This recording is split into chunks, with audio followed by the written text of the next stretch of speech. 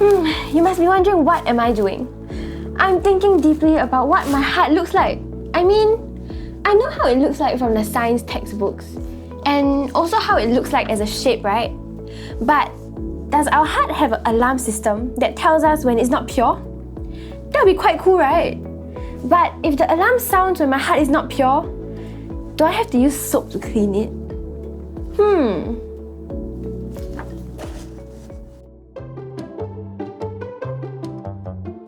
Hey, what are you doing? Come and see. What's this? Turn it off. We shouldn't be watching it. It's What's bad. wrong? It's harmless. It's No one's gonna bad. know. We should do the right thing. Hey, what the right thing? What are you watching? We were just watching something on his phone. I don't think we should be watching it.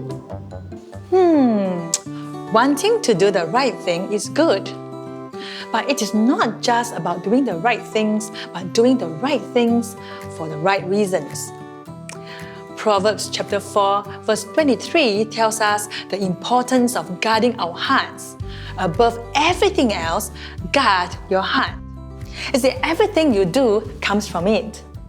Our physical heart needs to pump strongly to circulate blood around our body, sending oxygens and nutrients to all parts of your body, and carrying away unwanted carbon dioxide and waste products.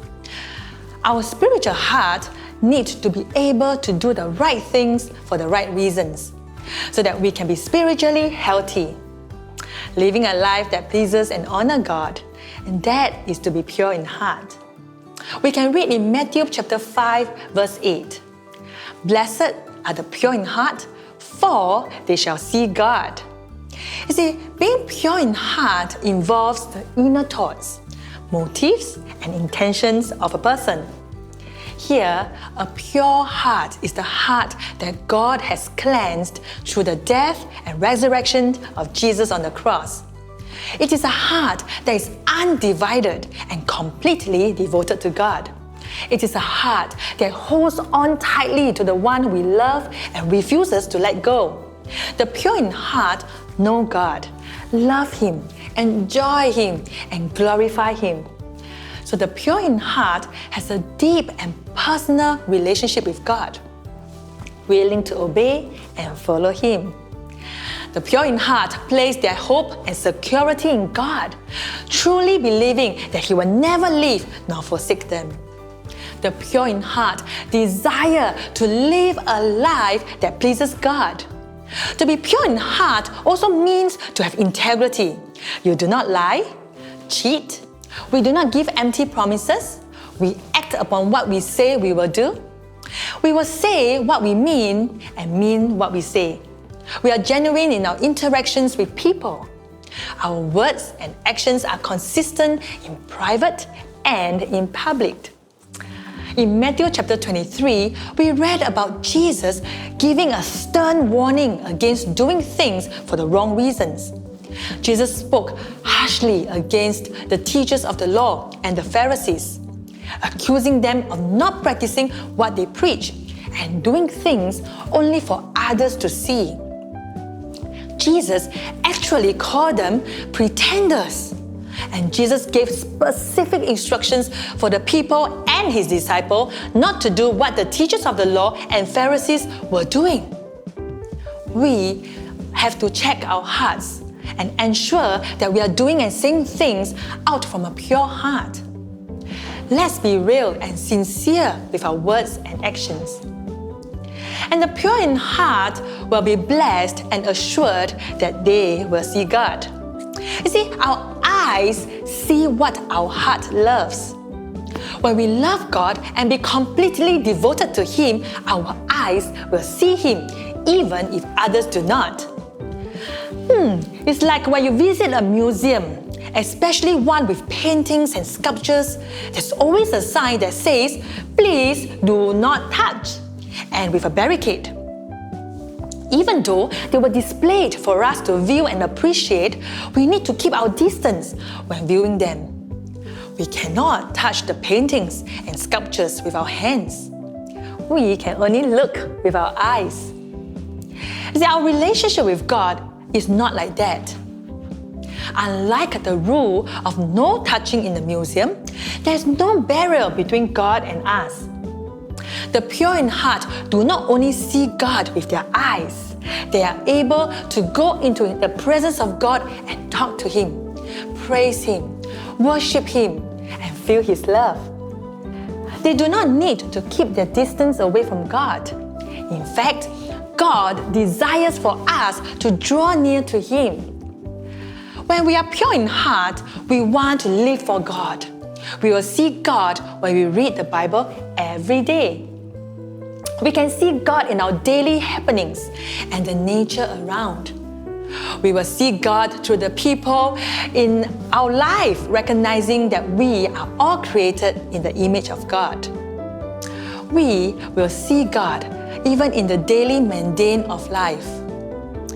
We have a personal relationship with Him. When we are pure in heart, we will see God in eternity. We will know that the power of sin is broken when Christ died on the cross to save us. We will know that when we call on the name of God, we are safe. We will know that salvation belongs to God, and the blessing of being able to see God is a precious promise that will help those who strongly believe in it. And to be assured that the fight for being pure in heart is not with our own strength, but with the power and help from God. Let's always remember that God is always with us. Now I know that what I watch is very important. I choose to watch good things and not bad things from now on. I choose to have a pure heart before God. Matthew chapter 5 verse 8 says, "When I am pure in heart, I shall see God." I want to see God. That's so exciting.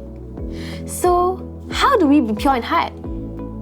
We will have to pray and ask God for forgiveness for all the wrong things that we have done. We need to pray and ask God for help to turn away from sin.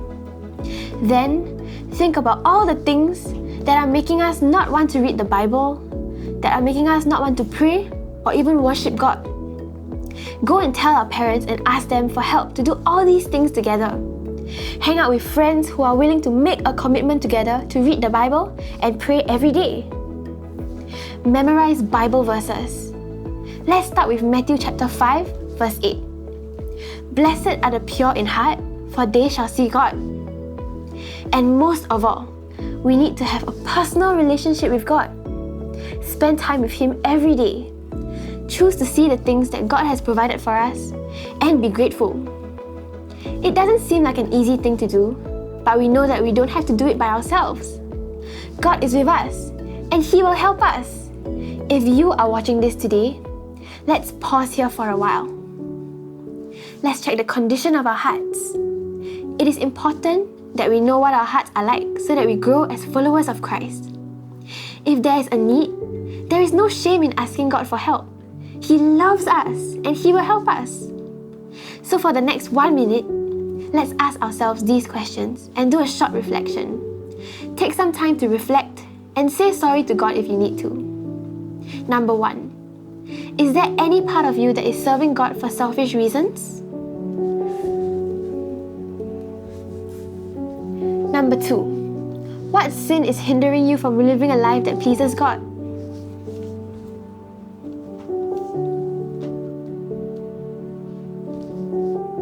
Number 3. Are there things in your life that's pulling you away from God? Well, it's always good to set aside time for reflection, and that will please God. You can also ask your parents to pray with you and help you. But as we end that short reflection, let's take this time and pray together. Dear God, help me to be serious about being pure in heart. Thank you that I don't have to do it by myself.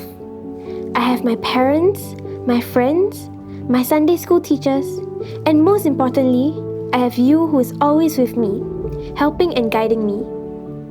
I am sorry for all the wrong things that I have done. Help me to resist temptation and flee from the devil. I want to be pure in heart so that I shall see you. In Jesus' name I pray. Amen. So like it, share it, and be at it. Be the attitude.